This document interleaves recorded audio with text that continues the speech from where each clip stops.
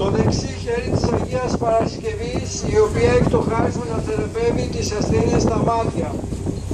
Η εικόνα της Παναγίας που βρίσκεται εδώ στο προσκυνητάρι ονομάζεται το καθίστου ύμνο, είναι έργο του Αγίου Αποστόλου Ευαγγελιστού Λουκά.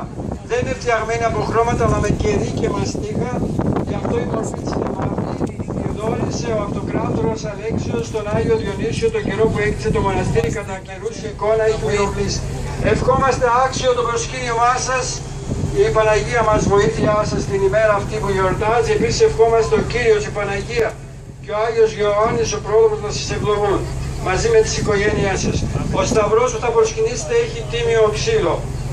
Μπορείτε να γράψετε ονόματα για μνημόνευση ζώντων και κειμένων και να τα ρίχνετε στο κουτί. Επίσης, σας έχουμε φέρει εικόνες κομπροσκήνια που μπορείτε να αγοράσετε για ευλογία στο σπίτι σας. Παρακαλώ, εδώ πέρα ένα διάδρομο λίγο, από εκεί προσκυνάμε και από εδώ να περνάμε λίγο. Να έχουμε ένα διάδρομο εδώ πέρα. Πάμε κάτω, πέτε μας. Κάτω είναι αυτή, πέτε μας, αλλά... Έλα με και έτσι.